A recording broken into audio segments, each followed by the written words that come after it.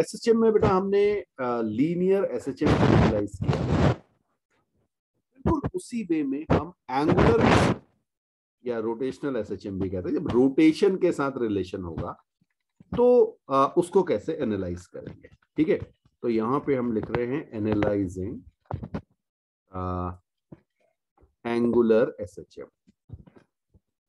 Angular SHM, तो यहाँ पे क्लियर है कि लीनियर मोशन ना होकर रोटेशनल मोशन हो रहा होगा और उसमें मोशन कैसा होगा, एसएचएम। ठीक, तो अब अगर हम बात करें अपने स्टेप 1 की, तो इसमें भी सबसे पहले हमें क्या करना होगा, हाँ, स्टेबल इक्विलिब्रियम पोजीशन या मीन पोजीशन फाइंड आउट करनी होगी। तो स्टेप 1 है फाइंड मीन पोजीशन। ठीक, तो मीन पोजीशन कैसे फाइंड आउट करेंगे, आप कहेंगे क्योंकि ये एंगुलर एसएचएम की हम बात कर रहे हैं तो यहाँ पे हम नेट टॉर्क 0 ले लेंगे। तो जिस पोजीशन पे नेट टॉर्क 0 होगा वही आपकी मीन पोजीशन होगी। ठीक है, चलिए स्टेप 1 हो गया। अब स्टेप 2, स्टेप 2 में आप क्या करेंगे, आप इसको डिस्प्लेस कर देंगे।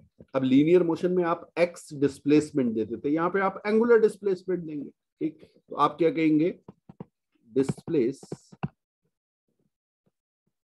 Body slightly bye angle theta. Okay, अब आप क्या करेंगे, वहां आप लीनियर मोशन में फोर्स निकाला करते थे, रोटेशन में फोर्स के करस्पॉन्डिंग जो होता है वो टॉर्क होता है। तो अब आप क्या करेंगे, find torque at this position. जो आपने डिस्प्लेस्ड पोजीशन है, आपकी थीटा से डिस्प्लेसमेंट दे दिया है, वहां पे टॉर्क निकाल लीजिए। ठीक है, अब if torque is proportional to minus, अगर ऐसा माइनस थीटा के प्रोपोर्शनल है, या इसको कई बार ऐसे भी लिख देते हैं, torque is equal to minus C theta. C जो है आपका वो कांस्टेंट है, जैसे F is equal to minus के एक्स लिखा था, मैं यहाँ पे लिख देता हूँ लीनियर का, F is equal to minus के एक्स। तो एफ की जगह क्या आएगा, टॉर्क, के की जगह कोई और कांस्टेंट हमने लिया, उसे हमने सी कह दिया यहाँ पे, जिससे डिफरेंशिएट हो जाए लीनियर और रोटेशनल का। वो टॉर्शनल कांस्टेंट भी इसे यूज किया जाता है टर्म, और एक्स की जगह हमारा आ गया। ठीक है, तो tau is equal to minus C theta अगर है तो आप कहेंगे भाई ये एंगुलर एसएचएम है, ये मोशन सिंपल हार्मोनिक मोशन है। अब जरा देखें, आई अल्फा लिख सकता हूं टॉर्क को, तो इसको मैं क्या लिखूंगा, माइनस सी थीटा। अल्फा को क्या लिखूंगा, minus C by I theta. कुछ बात समझ में आई, और इसको मैं इक्वेट कर दूंगा माइनस ओमेगा स्क्वायर थीटा, इसमें कोई डिफरेंस नहीं आएगा। ठीक, तो ओमेगा स्क्वायर की वैल्यू कांस्टेंट बाय आई। अगर आप याद रखें लीनियर में तो ओमेगा स्क्वायर कितना आया था हमारा, के बाय एम, याद आया। तो के की जगह सी और एम की जगह आई। आई क्या है आपका, मोमेंट ऑफ इनर्शिया, ध्यान रखना। आई जो है हमारा वो मोमेंट ऑफ इनर्शिया, और इसी तरह से आप टाइम पीरियड भी कैलकुलेट कर सकते हैं। तो यहां से ओमेगा आपका हो जाएगा under root C by I, time period आपका हो जाएगा 2 pi under root I by C. Clear है, बिल्कुल इसे नोट कीजिए, और नोट हो जाए फिर आगे इसका एप्लीकेशन देखिए।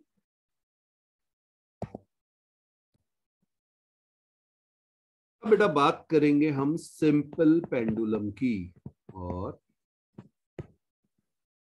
यहां पे आपका टाइम पीरियड का डेरिवेशन आएगा सिंपल पेंडुलम के।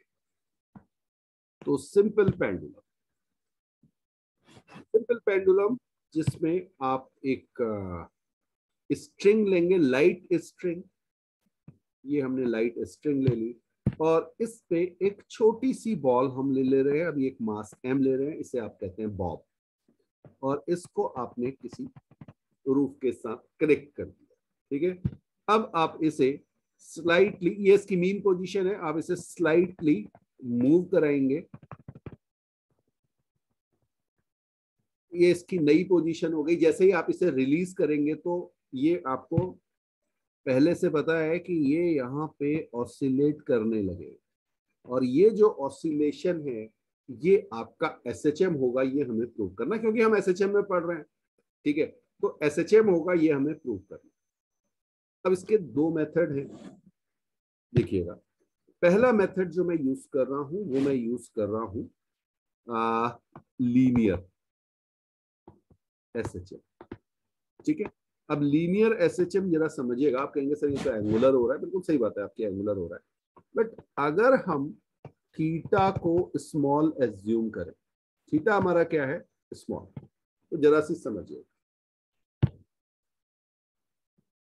ये एक्स जो मैं कह रहा हूं और ये जो आपका डिस्प्लेसमेंट है, इनमें बहुत ज्यादा डिफरेंस नहीं होगा। अगर थीटा बहुत छोटा है, theta is very very small, yes, तो आपका जो ये एक ब्लू कलर से डिस्टेंस आपको दिखा रहा हूं, ये डिस्टेंस, ठीक है, और जो कर्व्ड डिस्टेंस ग्रीन कलर से आपको दिख रहा है, इनमें बहुत ज्यादा डिफरेंस नहीं आएगा। ओके, ये दोनों ऑलमोस्ट बराबर होंगे। ओके, और एक चीज का और ध्यान रखिएगा, यहाँ पे अप्रोक्सीमेशन लगेगा, sine theta is almost equal to theta, sine theta is almost equal to theta, ठीक है। हाँ, या इसको आप ऐसे भी कह सकते हैं, sine theta is almost equal to tan theta when, अलग अलग ढंग से बुक्स में लिखा होता है, दोनों चीजें ट्रू हैं, ठीक है, व्हेन थीटा इज स्मॉल, ऐसे भी आप कह सकते हैं। तो यहां से अगर आप देखें तो टेन थीटा की वैल्यू क्या आ गई, एक्स बाय एल, जहां पे एल आपकी इस सिंपल पेंडुलम की लेंथ, एल इस सिंपल पेंडुलम की लेंथ है। ये क्यों मैंने यूज किया है ये अभी मैं आपको दिखा रहा हूं। अब बेटा ये जो आपका पेंडुलम है, इस पेंडुलम को हम इस पोजीशन पे देख रहे हैं जो डिस्प्लेस पोजीशन, ठीक। सबसे पहले क्या करें, मीन पोजीशन, तो स्टेप वन देख लेते हैं। Step one, mean position. Mean position कौन सी है, जहां पे नेट फोर्स जीरो होता है। तो आपका ये यहां कहीं ग्राउंड है, हवा में ये पेंडुलम हैंग किया हुआ है, तो जो ये बॉटम मोस्ट पोजीशन है, बॉटम मोस्ट पोजीशन, इसको देखिए, इस पे एक फोर्स लग रहा होगा mg, एक फोर्स लग रहा होगा टेंशन, ये बात समझ में आई। हाँ, और कुछ आप स्पीड भी मान सकते हैं, बट मीन पोजीशन तो यही होगी, ठीक है। तो आप कहेंगे mean position is bottom most position, bottom most position, या आप ऐसे भी कह सकते हैं जिस समय आपका जो ये बॉब है, ये हैंग्ड पोजीशन, जिसे मैंने ओ कहा यहाँ पे, ओ के डायरेक्टली नीचे होगा, वो आपकी मीन पोजीशन होगा। अच्छा जी, तो अब आपने इसको डिस्प्लेस कर दिया, कितना डिस्प्लेस किया, by small amount x, by small amount x, और आपने कहा theta is equal to x by L आ गया। theta is almost equal to sin theta is almost equal to tan theta, and that is equal to x by L, where L is the length of pendulum, ठीक है। चलिए, बहुत बढ़िया। अब जरा free body diagram देखते हैं, free body diagram किसका, ये जो नई पोजीशन पर mg इधर लगेगा, टेंशन इधर लगेगा, मैं साइड में बना रहा हूं इसको, देखिएगा, एक फोर्स mg, एक फोर्स टेंशन, ये जो आपका एंगल थीटा, चेक कीजिए। चलिए, बहुत बढ़िया। ये कर्व्ड वाला जो पोर्शन है वो मैं आपको ऐसे दिखाऊंगा, तो इसका पाथ भी आपको समझ में आना चाहिए, ठीक है। ये इस पाथ को फॉलो कर रहा है, तो इसका इस समय मोशन जो है वो इधर चाहिए, ठीक है।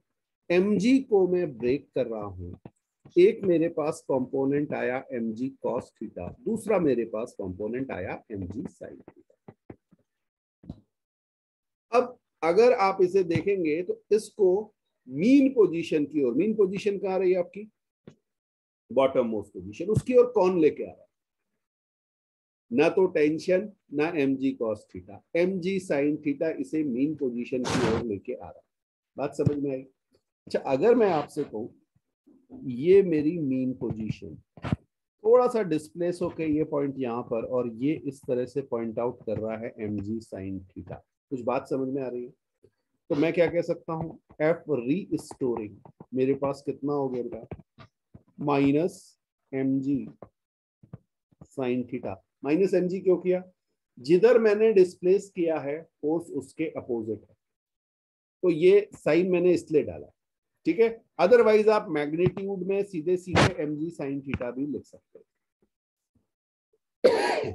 ओके, आगे बढ़ते हैं। अब f is equal to minus mg sin theta की जगह क्या लिख दूं, अभी अभी हमने ऊपर दिखाया था आपको x/l लिख देता हूं, ठीक है, बहुत बढ़िया। तो आपने कहा sir force is proportional to minus x, यानी ये क्या करेगा, SHM। कुछ चीजों का ध्यान रखना, इसमें हमारा एजम्पशन क्या था, एजम्पशन था कि हमारी जो स्ट्रिंग थी वो लाइट थी, हमारा जो बॉब था वो स्मॉल था। क्या डिफरेंस आएगा वो भी आगे आपको समझ में आएगा। और थर्ड जो एजम्पशन था, हमारा थीटा जो था वो स्मॉल था, तभी ये हुआ है, ध्यान रखना, अदरवाइज ये नहीं होगा।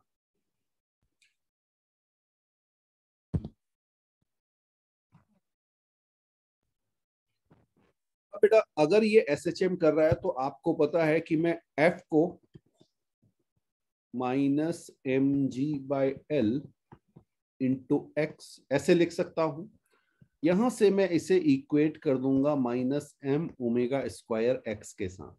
आप चाहे तो एक्सेलरेशन निकाल के कर दीजिए, आप चाहे तो F को m omega square with minus sine रख दीजिए, रीस्टोरिंग फोर्स है। इसको जब आप कंपेयर करेंगे तो ओमेगा स्क्वायर की वैल्यू कितनी आ जाएगी बेटा, g/l। यहां से आप ओमेगा लिखेंगे अंडर रूट g/l। कुछ बात समझ में आई? बिल्कुल। तो यहां से आपने देखा टाइम पीरियड आपका हो गया 2π/ओमेगा, या इसे मैं लिख सकता हूं 2π√L/g। तो ये हमने SHM का टाइम पीरियड निकाला।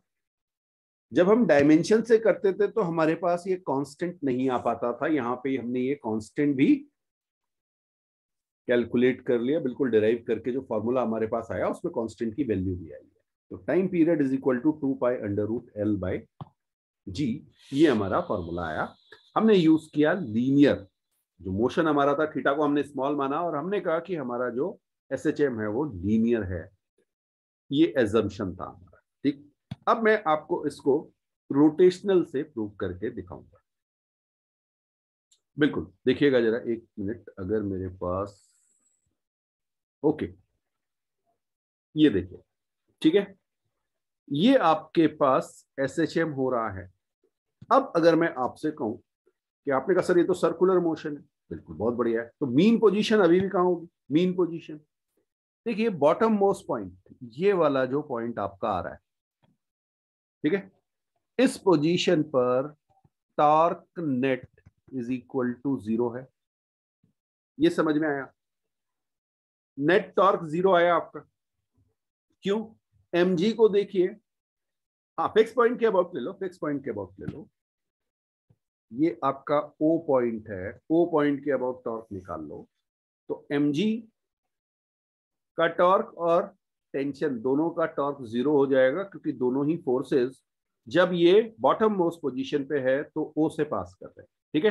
तो नेट टॉर्क 0, यानी यहां पे भी मैं लिख सकता हूं bottom most position, bottom most position, आप चाहो तो उसको कुछ नाम दे देते हैं, ओके, ए नाम दे देते हैं, ए इज मीन पोजीशन, ठीक है।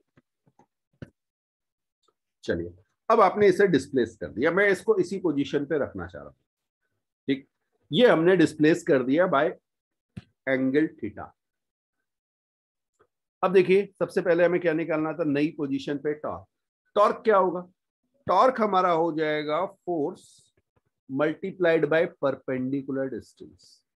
ओके, ये लेंथ एल दी हुई है आपको, तो ये आपके पास आ गया mg एल साइन थीटा। ये टॉर्क का मैग्नीट्यूड आया। कुछ बात समझ में आई? हाँ, आप देखिए, आपने इसे क्लॉकवाइज डिस्प्लेस किया, आपका टॉर्क, और एंटी क्लॉकवाइज डिस्प्लेस किया, आपका टॉर्क क्लॉकवाइज लग रहा है। तो आप टॉर्क रीस्टोरिंग को विद साइन क्या लिख सकते हैं? माइनस mgl साइन थीटा लिख सकते हैं। बहुत बढ़िया। अब आपने कहा सर क्योंकि हमारा थीटा स्मॉल है, ये हमारा एजम्पशन है, स्मॉल डिस्प्लेसमेंट थीटा हमने कहा था, तो इसको हम क्या लिख सकते हैं? माइनस mgl थीटा, और यहां पे हम लिख देंगे आई एल्फा। क्लियर? एल्फा आपके पास आ गया minus mgl upon I into theta. तो एल्फा आपका, या आप चाहे तो टॉर्क भी देख सकते हैं, torque is proportional to minus theta. तो आपने कहा सर ये SHM करेगा, या आप यहां पे कह सकते हैं alpha is equal to minus mgl upon I into theta, ये आपका SHM करेगा। देख रहे, माइनस ओमेगा स्क्वायर थीटा आ रहा है, तो ओमेगा स्क्वायर की वैल्यू mgl अपॉन आई, ये हो गई। हाँ, आई क्या है? आई है आपका moment of inertia. Moment of inertia किस पॉइंट के अबाउट? जिसके अबाउट टॉर्क निकाला। टॉर्क किस पॉइंट के अबाउट निकाला? ओ के अबाउट। ठीक है। अब आपने एज्यूम क्या किया था? आपकी जो स्ट्रिंग थी वो लाइट थी, तो उसका कोई भी मोमेंट ऑफ इनर्शिया नहीं आएगा। ये जो बॉडी है आपकी, या बॉब जिसे आप कह रहे हैं, ये बहुत छोटा है, इसका साइज बहुत छोटा है, तो आप इसे पार्टिकल की तरह ट्रीट करेंगे, और आई की वैल्यू आप क्या लिख लेंगे? ml square. mr स्क्वायर होती थी, याद आया? r डिस्टेंस था, यहाँ पे आप ml स्क्वायर कह देंगे। तो आपके पास जो ओमेगा स्क्वायर की वैल्यू आई वो आ गई mgl divided by ml square. कुछ बात समझ में आई? तो इसको देखिए, इसमें से कुछ कैंसिल हो गया, m से m, l से l। ओके, आपका ओमेगा स्क्वायर आ गया g बाय एल। अरे, ये तो सेम पिछले केस में भी आया था जब हमने लीनियर मान के किया था। Omega is equal to under root ji by L, और टाइम पीरियड आपका आ गया 2 pi under root L by G. तो दोनों ही मेथड से हमने सिंपल पेंडुलम को चेक किया। हाँ, एक चीज ध्यान रखिएगा, सिंपल पेंडुलम में हमारा ये एजम्पशन है कि हमारा जो थीटा है वो स्मॉल है। ध्यान रहेगा, स्ट्रिंग जो है वो लाइट है। अगर स्ट्रिंग को आपने कुछ वेट दे दिया तो उसका मोमेंट ऑफ इनर्शिया भी काउंट होगा। फिर आपकी यस डिस्टेंसेस जो हैं वो भी वेरी करेंगे, मोमेंट ऑफ इनर्शिया, सारी चीजों का आपको लेना। मतलब इसको आप ऐसे कह सकते हैं, एक रॉड आपने लगा दी, स्ट्रिंग ना लेके रॉड लगा दी। बिल्कुल, उन क्वेश्चंस को कैसे करना उनको भी देखेंगे, रोटेशन वाली चीजें आ जाएंगी। बिल्कुल बिल्कुल, तो उनको कहते हैं कंपाउंड पेंडुलम। हाँ, कंपाउंड पेंडुलम, सिंपल पेंडुलम नहीं। सिंपल पेंडुलम में आपका बॉब जो है उसका साइज छोटा, स्ट्रिंग लाइट, और डिस्प्लेसमेंट आपका small.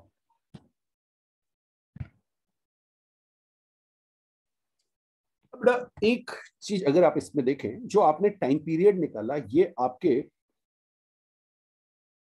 Time period depends on, ऐसे लिख लीजिए, टाइम पीरियड डिपेंड्स ऑन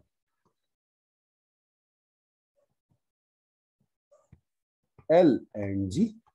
देखो फॉर्मूले में देखो, ठीक है। तो independent of mass, independent of mass, एक तो ये आ गया। क्लियर है? मास पे आप कितना बड़ा बॉब लगा दीजिए, कितना छोटा बॉब, मतलब मास के हिसाब से कह रहा हूं, बड़ा छोटा, ठीक है। हाँ, साइज मत चेंज कर देना। ओके, तो आप चाहे तो वो लेट से ये हमारे पास बॉब है, ठीक है, ये वुड का हो, ये आयरन हो, यस कुछ भी हो ये बॉब, बिल्कुल। तो एक तो ये इंपॉर्टेंट चीजें ध्यान रखिएगा। एक और चीज ध्यान रखिएगा, ये टाइम पीरियड थीटा के साथ भी रिलेटेड नहीं है, इंडिपेंडेंट ऑफ थीटा। तो आप कह सकते हैं this is independent of amplitude, ये भी तो कह सकता हूं, इंडिपेंडेंट ऑफ एम्पलीट्यूड। और इस पे न जाने कितने क्वेश्चन बनते हैं। बिल्कुल बिल्कुल ध्यान रखिएगा कि आपका टाइम पीरियड चाहे वो कोई भी एसएचएम हो रहा हो, कोई भी एसएचएम हो रहा हो, इंडिपेंडेंट ऑफ एम्पलीट्यूड होगा। और सिंपल पेंडुलम की जब हम बात कर रहे हैं तो एक तो इंडिपेंडेंट ऑफ एम्पलीट्यूड आया ही है और इंडिपेंडेंट ऑफ मास भी होगा। किस पे डिपेंड कर रहा है? एक्सेलरेशन ड्यू टू ग्रेविटी और लेंथ पे। अब एक चीज मैं आपको बता दूं कि आप अगर फॉर्मूला ऐसे याद रखो, T is equal to 2 pi under root L effective by G effective. भाई बता रहा हूं कि इसका मतलब क्या है, ठीक है। L effective by G effective, ऐसा मैंने क्यों आपसे कहा? कई बार आपको क्वेश्चन मिलेगा कि ये आपका बॉब है, ये लेंथ L है, ये आपको छोटा सा रेडियस R दे दिया गया, R is much much less than L, ठीक है। हाँ, आपसे पूछा गया भाई टाइम पीरियड क्या है, तो आपने कहा 2 पाई, एक्चुअल में क्या होगा, सारा का सारा मास आपका कहां पे एज्यूम करेंगे? सेंटर पे। कुछ बात समझ में आई? सारा का सारा मास आप सेंटर पे एज्यूम करेंगे तो आपकी जो इफेक्टिव लेंथ होगी वो कितनी हो जाएगी? L plus R, 2 pi under root L plus R upon G। आज समझ में आ रही है? अगर आप थोड़ा सा साइज बड़ा ले लेते हैं, किसका? ये जो बॉल थी, मैंने आपसे कहा था बॉल बहुत छोटी है, आपने साइज को थोड़ा सा बड़ा ले लिया, तो अब आपकी जो इफेक्टिव मास होगा वो बिल्कुल एल लेंथ पे ना होके थोड़ा उससे शिफ्ट हो जाएगा। कितना आ जाएगा? L plus R. बात समझ में आई? इसलिए मैंने उसको आपको क्या लिखा दिया? L effective by G effective. बेटा एक क्वेश्चन आपको और मिलेंगे जिसमें आपको एक लिफ्ट दी जाती है और इस लिफ्ट में आपका एक पेंडुलम हैंग कर दिया है, ठीक है। हाँ, इस लिफ्ट के बड़े बड़े सारे क्वेश्चन आपको मिल सकते हैं। मान लीजिए आपसे कहा गया लिफ्ट ए एक्सेलरेशन से ऊपर जा रही है, ठीक। तो अब आपको अगर याद हो तो आपका जी इफेक्टिव क्या हो जाता? ये आपका ए एक्सेलरेशन ऊपर है तो आप स्यूडो फोर्स डाउनवर्ड लगाएंगे, तो जी इफेक्टिव आपका जी प्लस ए हो जाता था, ठीक है। और बिल्कुल इसी तरह से अगर आपकी लिफ्ट ए एक्सेलरेशन से डाउनवर्ड आ रही है तो आपका जी इफेक्टिव क्या हो जाएगा? जी माइनस ए। ध्यान रखना इसको, ठीक। अब इस केस में मान लीजिए आपका बॉब जो है वो, उसका साइज बहुत कम है, लेंथ एल दी हुई है, तो आपका टाइम पीरियड क्या आएगा? 2 pi under root L by G effective. G effective को फर्स्ट केस में मैं लिख दूंगा जी प्लस ए, और सेकंड केस में जब मैं टाइम पीरियड निकालूंगा तो मैं कहूंगा 2 pi under root L by G minus A. कुछ बात समझ में आई? हाँ, ये मैंने आपको वर्टिकल एक्सेलरेशन दिखाया है, बिल्कुल। अब इस केस में आपका ये हॉरिजॉन्टल एक्सेलरेशन भी लिया जा सकता है, जरा देखेंगे क्या होगा, ठीक है। हॉरिजॉन्टल एक्सेलरेशन देखिएगा कैसे होगा। मान लीजिए मेरे पास एक लिफ्ट है जो हॉरिजॉन्टली एक्सेलरेट हो रही है, इस बात समझ में आई? हाँ, अब आप मुझे बताएंगे कि जी इफेक्टिव क्या होगा, जल्दीबाजी मत कीजिएगा। जब आप जी इफेक्टिव लिखेंगे तो आप कहेंगे माइनस जी जे कैप माइनस ए आई कैप। ये बात समझ में आई? माइनस जी जे कैप माइनस ए आई कैप।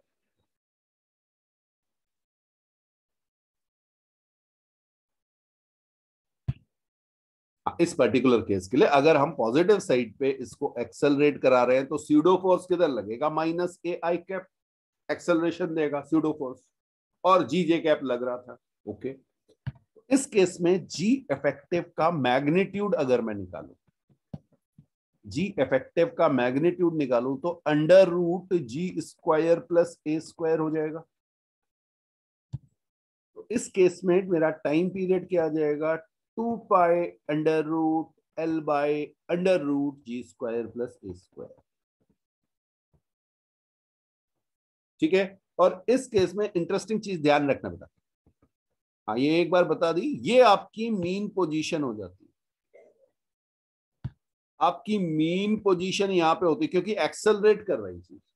ठीक है, तो मीन पोजीशन यहां पे होगी। अगर आपको याद हो फोर्स जब हमने किया था स्यूडो फोर्स वाला कॉन्सेप्ट, तो एक इस तरह का क्वेश्चन हमने किया था जिसमें हमारे पास पेंडुलम या कोई सुपर हीरो की हमने बात की थी, जो आपकी कार में लटका होता है और जब एक्सेलरेट होता है तो वो किसी एंगल पे शिफ्ट हो जाता है। ठीक है, तो वहां पर इक्विलिब्रियम उसका मेंटेन होता है, नोट कीजिए, फिर आगे बात करते हैं। अच्छा, इसी पे एक क्वेश्चन अगर मैं आपसे पूछूं, free falling lift, free falling lift, free falling lift की अगर आप बात करेंगे तो आपका जी इफेक्टिव क्या हो जाएगा, जीरो। जी इफेक्टिव क्या हो जाएगा, जीरो। इसका मतलब आपका टाइम पीरियड इनफाइनाइट आ जाएगा। अब बोले सर ये इनफाइनाइट का मतलब क्या है, भाई इनफाइनाइट का मतलब अपने पाथ को कभी रिपीट ही नहीं करेगा, और अगर अपने पाथ को रिपीट नहीं करेगा इसका मतलब कोई ऑसिलेशन नहीं करेगा। तो फ्रीली फॉलिंग लिफ्ट में क्योंकि आपका जी इफेक्टिव जीरो हो चुका है, जहां भी आपका जी इफेक्टिव जीरो हो जाए वहां पर कोई ऑसिलेशन नहीं होगा, ये ध्यान रखिए। अच्छा, एक केस और बनता है, ऑल्दो वो क्लास 12th में इस तरह के क्वेश्चन आपको मिलेंगे, बट फिर भी इसको नोट कर लीजिए आप। In addition if in addition to gravity force F is acting on ball। अब ये फोर्स कैसे लगेगा देखिए, मान लीजिए मैंने आपसे कहा कि एक हमारे पास मेटालिक बॉब है। पहले हमने बॉब की बात कही थी, हमने ये नहीं कहा था ये मेटल है क्या है। ठीक है, इस मेटालिक बॉब को हमको चार्ज दे देते हैं, मान लीजिए मैंने आपसे कहा कि ये पॉजिटिव चार्ज देते हैं। ठीक है, और मैं इसके नीचे एक प्लेट रख देता हूं जिसपे नेगेटिव चार्ज। तो अब आप देखेंगे कि एक एक्सटर्नल फोर्स, ये एफ एम जी तो लग ही रहा है, एम जी जो लग रहा है वो लग रहा है, इसके साथ ये इलेक्ट्रिक फोर्स इस पे लगने लग जाएगा। ठीक है, इलेक्ट्रिकल फोर्स आप कह सकते हैं ड्यू टू चार्ज। बात समझ में आई? तो इस पर्टिकुलर केस के लिए आपका जो जी इफेक्टिव हो जाएगा वो देखिए क्या होगा, ये जी प्लस एफ बाय एम। बात समझ में आई? फोर्स जिधर लग रहा है नीचे लग रहा है, तो आपने कहा फोर्स डाउनवर्ड लग रहा है, जी भी डाउनवर्ड था, तो दोनों एक्सेलरेशन जो है वो ऐड हो जाएंगे। एफ बाय एम क्या है, एम इस बॉब का मास है, जो एडिशनल फोर्स लग रहा था एफ था, एफ बाय एम आपने एक्सेलरेशन निकाला, किस डायरेक्शन में था, जी के डायरेक्शन में था। तो प्रीवियस केस और इसमें डिफरेंस समझिए। प्रीवियस केस में क्या था, सिस्टम एक्सेलरेट कर रहा था, सिस्टम एक्सेलरेट कर रहा था, उसकी वजह से हमें स्यूडो फोर्स लगाना पड़ा, तो हमने एक्सेलरेशन को नेगेटिव डायरेक्शन में लगाया। यहां पर इस बॉडी में फोर्स लग रहा है, हाँ वो किसी कंटेनर में या किसी लिफ्ट में नहीं है, बिल्कुल बिल्कुल, तो इस पे आपके फोर्स जो है वो ऐड होगा। बात समझ में आ गई?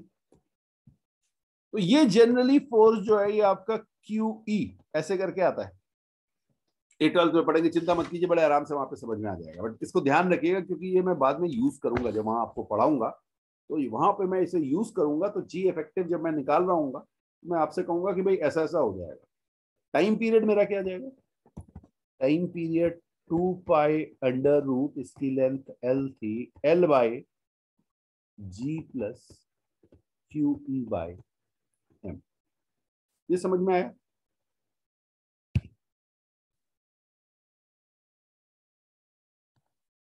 बेटा एक चीज और ध्यान रखिएगा, कई बार सिंपल से कैलकुलेशन होते हैं तो pi square is almost equal to G, ये आप यूज कर सकते हैं, डिपेंड करेगा आपके क्वेश्चन टू क्वेश्चन वेरी करता है। ठीक है, पाई स्क्वायर की वैल्यू जी के इक्वलेंट होती है। अब मैंने आपसे क्या कहा कि हमारा जो टाइम पीरियड आया है वो आया 2 pi under root L by जी।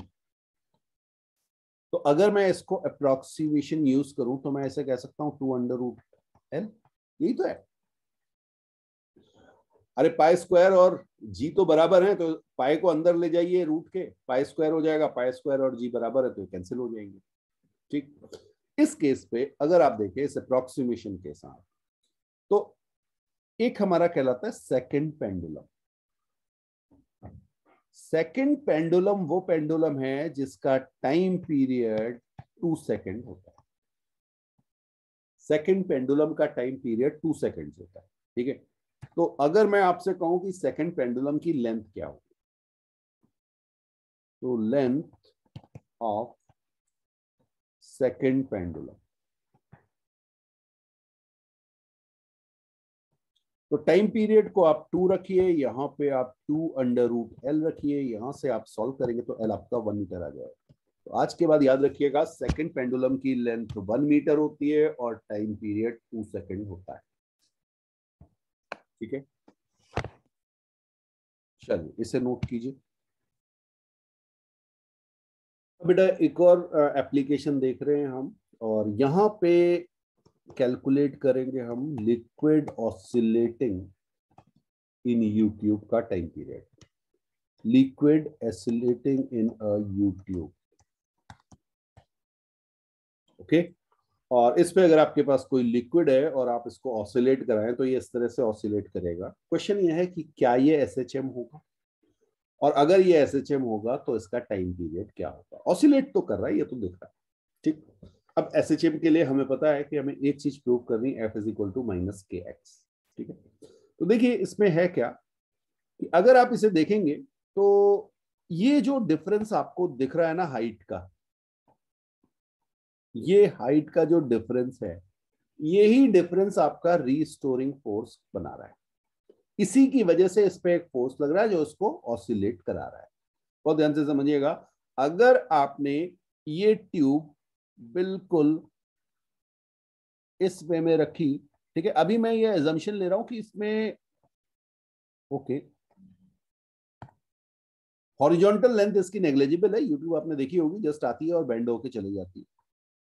आपने इसमें कोई लिक्विड फिल किया तो दोनों की जो हाइट है, दोनों जो लिम्स हैं इसके, इनमें जो लिक्विड की हाइट होगी वो सेम आएगी। तो ये आपकी क्या हो जाएगी, this is your mean position. ये बात समझ में आई? हाँ, अब मीन पोजीशन से आपने इसको डिस्प्लेस कर दिया जो आपको साइड में दिख रहा है। तो लेट से ये हमारा जो डिस्प्लेसमेंट था, मैं यहाँ पे आपको मीन पोजीशन दिखा दूं, मीन पोजीशन इसके बिल्कुल सेंटर पे आएगी। तो मैं मीन पोजीशन भी आपको दिखा देता हूँ उससे। ओके, ब्लू कलर की एक लाइन बना दो।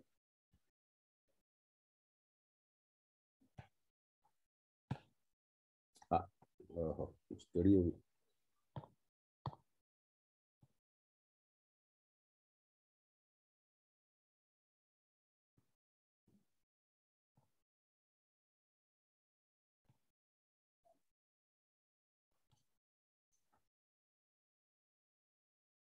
ठीक है,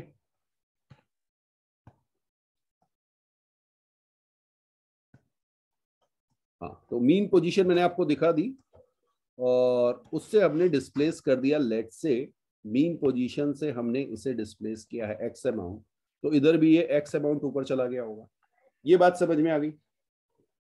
अब बहुत ध्यान से, हम ये एज्यूम कर रहे हैं कि इसका जो हमारा एरिया है वो ए है, क्रॉस सेक्शनल एरिया हमने ट्यूब का ए ले लिया, और ये जो लिक्विड है इसकी डेंसिटी हमने रो ले लिया।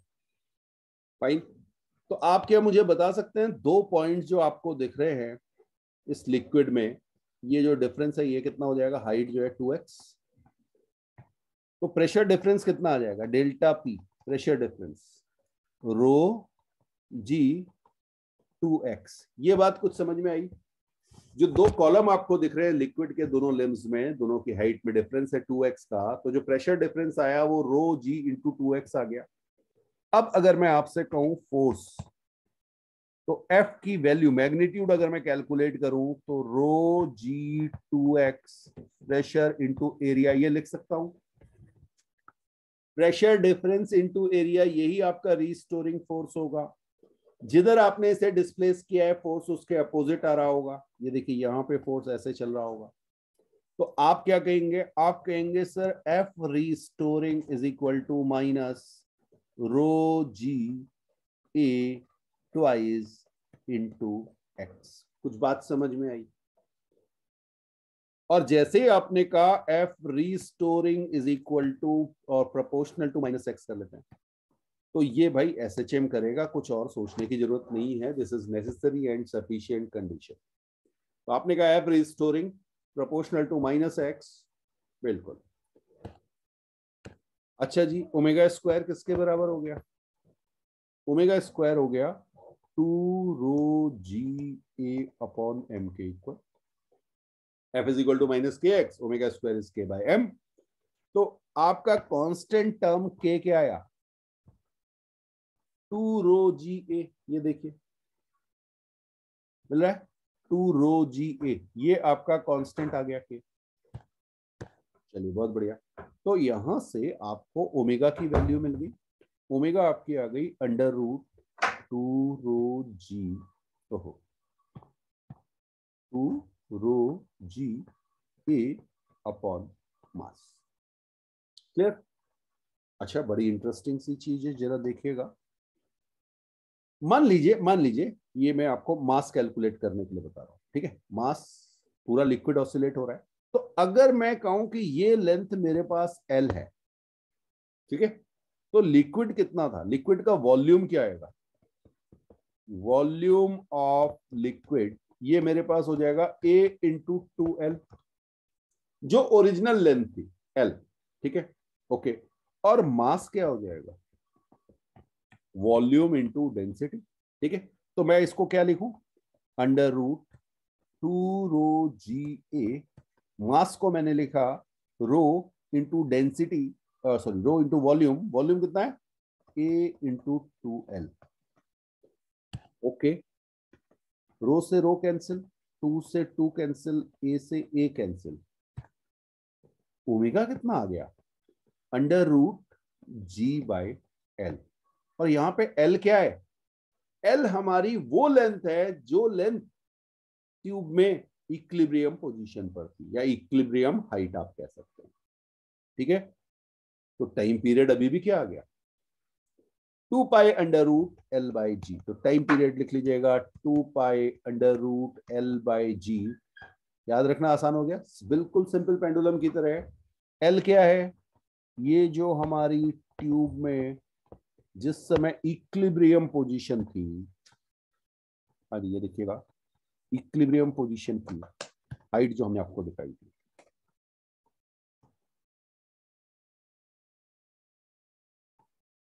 क्लियर? ये हाइट एल है, बस इतना याद रखना। तो डेरिवेशन जरूर आपको जो है एक बार मेहनत लगेगी, लेकिन फॉर्मूले जो हैं वो बड़े आसान हो जाते हैं क्योंकि सबका सिमिलर है। बिल्कुल, इसे नोट कीजिए, फिर आगे बात करते हैं। कोई डाउट मन में आ रहा हो तो पूछिए। अब एक एप्लीकेशन और देखेंगे बेटा, oscillation of cylinder in a liquid. आप सिलेंडर क्या, आप कोई क्यूबॉइड या क्यूब भी ले सकते हैं। तो है क्या कि मान लीजिए मेरे पास कोई लिक्विड है, ये मेरे पास एक लिक्विड है, आप वाटर भी ले सकते हैं। और इस लिक्विड में कोई भी आपका सिलेंडर कहा है हमने, तो सिलेंडर ही ले लेते हैं। ये एक सिलेंडर है जो फ्लोट कर रहा है, ठीक। इसकी टोटल लेंथ हमने एल मान ली है, और जो लेंथ अंदर फ्लोट कर रही है वो स्मॉल एल है। हाँ, यहां पर आर्किमिडीज का यूज आएगा। इसका क्रॉस सेक्शनल एरिया हमने ए ले लिया। ये जो एरिया आपको दिख रहा है ये ए है, ठीक है। तो ये अभी फ्लोटिंग है। तो अगर ये फ्लोट कर रहा है तो ये इसकी इक्विलिब्रियम पोजीशन हो गई। हाँ जी, ये ही इसकी इक्विलिब्रियम पोजीशन हो गई। तो मैं ज्यादा कुछ ना करते हुए सीधे सीधे इक्विलिब्रियम पोजीशन की इक्वेशन लिख रहा हूं। मैंने लिखा mg is equal to area into L into density, ये मेरा डेंसिटी रो ले ली मैंने, इंटू जी। कुछ बात समझ में आई? एक इक्वेशन मेरी ये बनी, कहां से बनी? इक्विलिब्रियम पोजीशन में। ये क्या है? हमने आपसे सीधे सीधे कहा कि भाई जो हमारी बॉडी है वो फ्लोट हो रही है, तो upthrust is equal to weight. Upthrust हमने लिखा रहा वेट ऑफ लिक्विड डिस्प्लेस से। अच्छा, एक और चीज, इसको मैं ऐसे भी लिख सकता हूं, mass of body is A into L, ये टोटल वॉल्यूम हो गया सिलेंडर का, multiplied by density of cylinder या सॉलिड लिख दूं, into G is equal to A L rho G, ये लिख सकता हूं। यहां से अगर आप देखेंगे तो एरिया एरिया कैंसिल, जी जी कैंसिल, आपके पास एक और रिलेशन आ गया, इसको कहीं पर यूज कर सकते हैं, L rho s is equal to L into rho. ये हमने आर्किमिडीज में भी देखा था। ये वही चीज है कि अगर आप वाटर ले लेंगे तो fraction of length inside water RD के बराबर होती है ना। बिल्कुल बिल्कुल, तो वही चीज आ जाएगी। ठीक है, अच्छा हाँ, अब हमें इसे डिस्प्लेस करना, आप चाहें तो ऊपर खींच लीजिए, आप चाहें तो नीचे खींच लीजिए। ठीक है, अभी हम इसे पुश करेंगे डाउनवर्ड। तो जब हम इसे डाउनवर्ड पुश करेंगे तो सपोज इसकी नई पोजीशन कुछ ऐसे आ गई, नई पोजीशन इसकी कुछ ये आ गई, मीन पोजीशन से ये थोड़ा सा नीचे आ चुका है। हाँ, अब आप देखेंगे भाई वेट तो इसका इस पोजीशन पर, वेट तो अभी भी mg होगा, वेट थोड़ी फर्क हो जाएगा, वेट तो mg होगा, लेकिन इस पे जो अपथ्रस्ट लग रहा था वो इंक्रीज कर जाएगा, क्योंकि आपने ये लेंथ कितनी कर दिया, l प्लस एक्स, आपने इसे कितना डिस्प्लेस किया, x डिस्प्लेस किया। बात समझ में आई? ओके, तो अब आपके पास, मैं यहां लिख रहा हूं in displaced position, in displaced position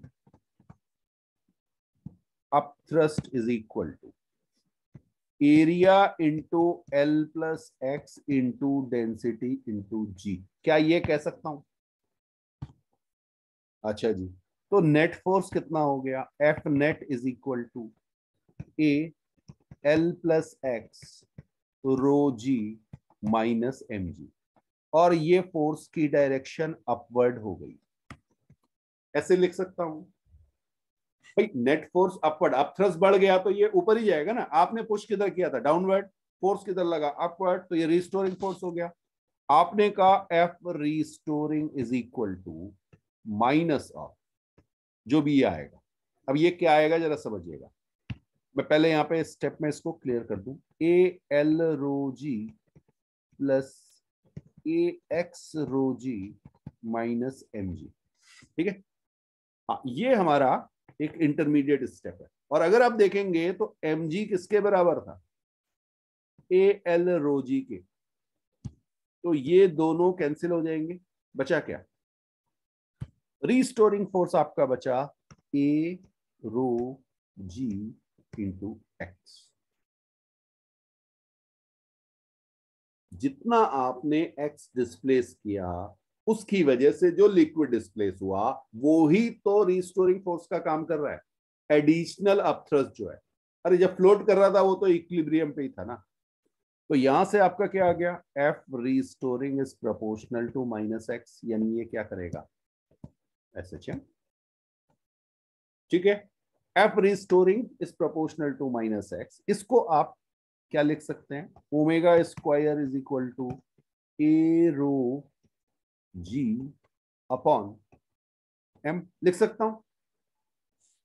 चलिए, तो m की वैल्यू ए रो जी, m कितना था, ए एल रो, क्या ये था, चेक कर लो।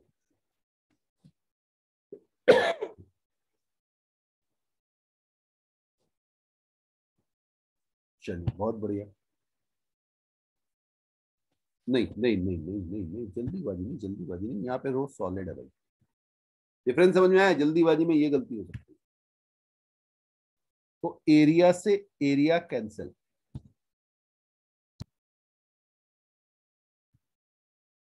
अब अगर आप यहाँ पे कैंसिल करना चाहेंगे तो ए से ए कैंसिल हो जाएगा। देखिए ओमेगा स्क्वायर की वैल्यू क्या आई, रो जी upon rho solid into L, एक ये बना।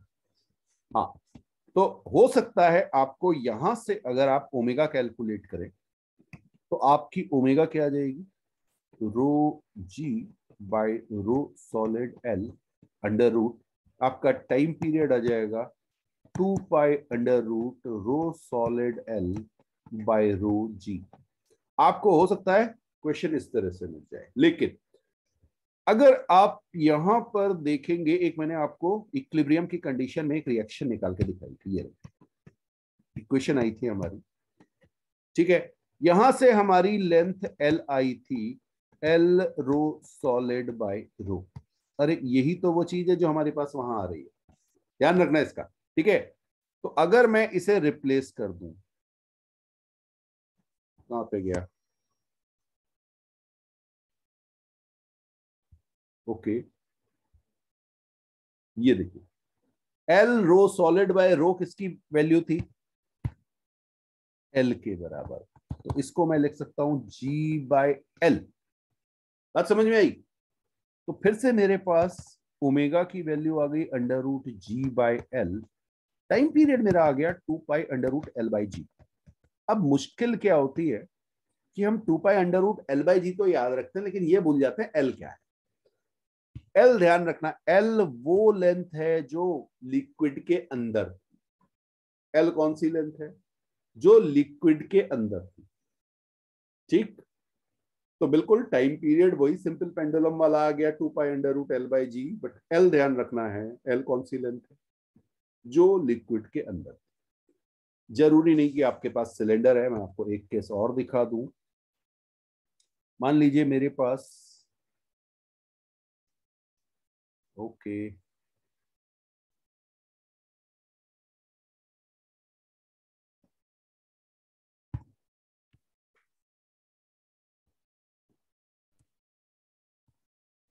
क्यूबॉइड ले लें या क्यूब भी ले सकते हैं आप, ओके, इस तरह से।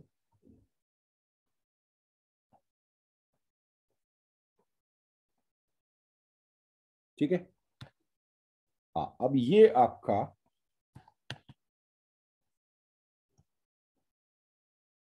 इस तरह से फ्लोट कर रहा है। ध्यान रखिएगा, आपकी ये लेंथ आपको एल दी गई है, ये लेंथ लेट से आपको ए दी गई है, ये एरिया ए। तो अभी भी अगर आप टाइम पीरियड निकालेंगे तो टाइम पीरियड आपका आएगा 2 pi under root L by g. L कौन सी लेंथ, जो इनसाइड लिक्विड है, याद रहेगा, बिल्कुल इसे नोट कीजिए। इसीलिए मैंने आपको ये डेरिवेशन करा दिया। स्कूल में सब्जेक्टिव में आएगा, डेरिवेशन आप कर सकते हैं, और कंपटीशन में आपको याद रखना। तो ये सब एक साथ मैंने इसलिए कराया कि सबका answer 2 pi under root L by G आता है। ओके, नोट कीजिए।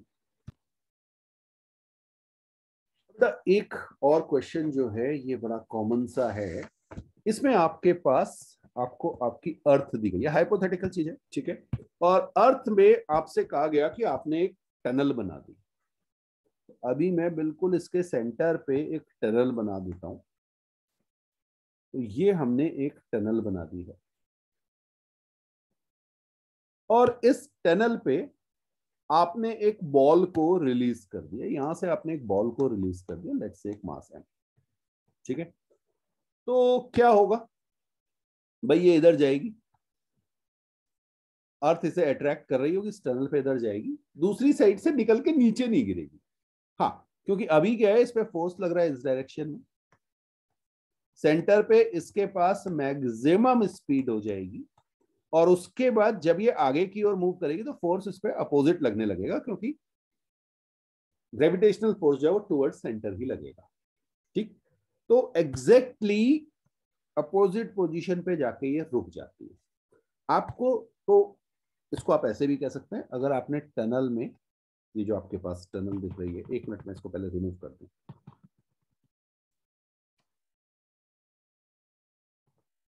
हाँ, इस टनल पे जो आपने बॉल को रिलीज किया है, ये बॉल का जो मोशन होगा वो कैसा होगा, ये बेटा इधर जाएगी फिर वापस आएगी, ऑसिलेट करेगी इस टनल में। ठीक है, आपको बताना है कि क्या ये एसएचएम है, और अगर ये एसएचएम है तो इसका टाइम पीरियड क्या होगा। ठीक, तो सबसे पहला काम हमने कहा था, जब भी हमें एसएचएम एनालाइज करना है तो पहला काम क्या करना है, मीन पोजीशन। तो बेटा मीन पोजीशन इसकी सेंटर होगी, ये इसकी मीन पोजीशन है। मीन पोजीशन क्या कहा गया था, जब इस पे नेट फोर्स 0 हो। तो सेंटर पे जब ये आएगा तो सेंटर पे जी की वैल्यू 0 होती है, आप सबको पता है, ये हम कैलकुलेट कर चुके हैं ग्रेविटेशन। ठीक, तो अब इसमें क्या होता है, इसमें ग्रेविटेशन का एप्लीकेशन आ जाता है। तो आप कहेंगे mean position centre of earth, centre of earth. Okay, अब इस सेंटर से आपको इसे डिस्प्लेस करना है बाय एन अमाउंट एक्स, आपने कर दिया। ठीक है, चलिए आपकी नई पोजीशन बॉल की ये आ गई, आपने पॉजिटिव साइड पे पॉजिटिव एक्स डिस्प्लेस किया है, क्या होगा, जी डाउनवर्ड हो जाएगा टुवर्ड्स, मतलब डाउनवर्ड ना कहिए, टुवर्ड्स सेंटर कहिए तो ज्यादा अच्छा रहेगा। ठीक है, ओके, तो आप में से कोई मुझे बताएगा G at as a function of X क्या था, एक्स लेस देन रेडियस, अगर आपको याद हो।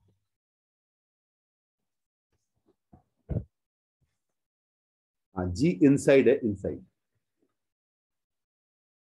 जी की वैल्यू थी G M inside by R square, अगर आपको याद है।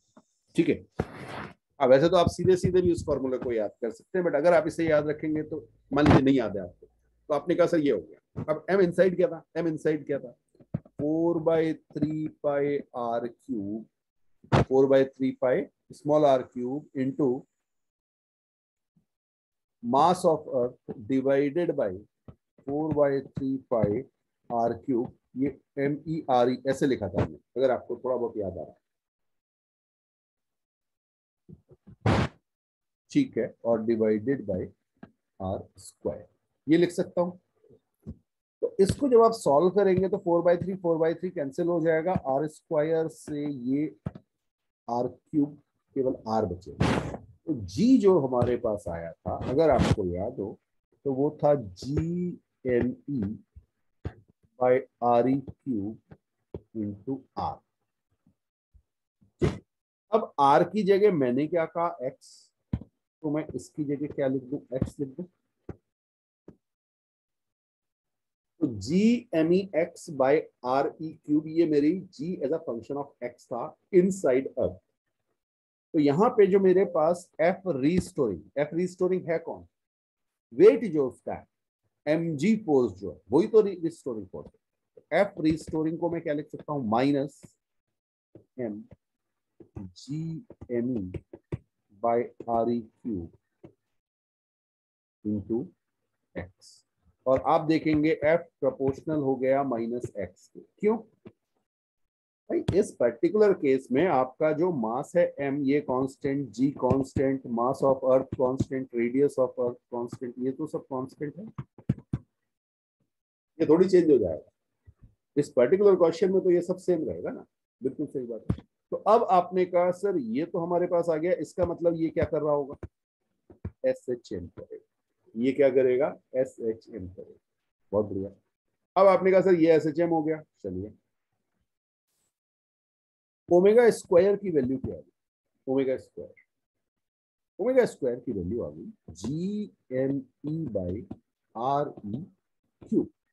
या इसको आप क्या लिख सकते हैं, अगर आपको याद हो, इसको आप G/RE लिख सकते हैं। जी की वैल्यू आई थी GME/RE², ये हमने ग्रेविटेशन में देखा था। ओके, तो यहां से ओमेगा आपके पास आया √G/RE, √G/RE, और टाइम पीरियड क्या आ जाएगा, 2π√RE/G, ये हमारा टाइम पीरियड। आप चाहें तो स्मॉल जी के टर्म्स में लिख सकते हैं, बट बेटर होता है आप इस वे में याद कर लें। ठीक है, हाँ, इसके टर्म्स में अगर आप लिखेंगे तो आपके पास टाइम पीरियड क्या आएगा, 2π√RE³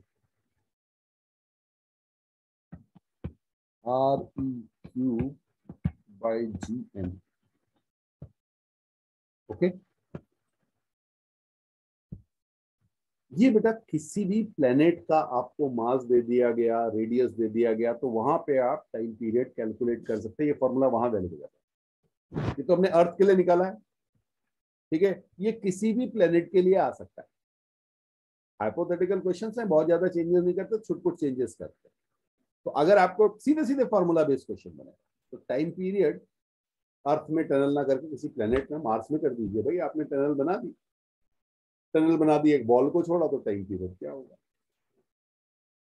नोट कीजिए।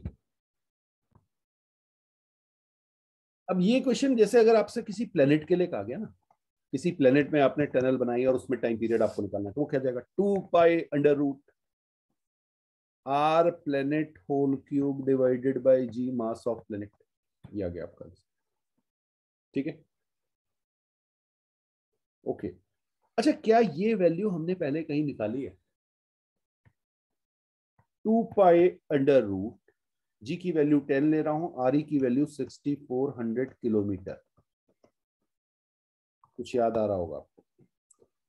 याद रखना बेटा, ये बहुत जगह यूज में आएगा। तो ये मीटर बाय 10 हो गया, ठीक है। तो इसको आप सॉल्व करेंगे तो ये 2 पाई इंटू 800 आ जाएगा।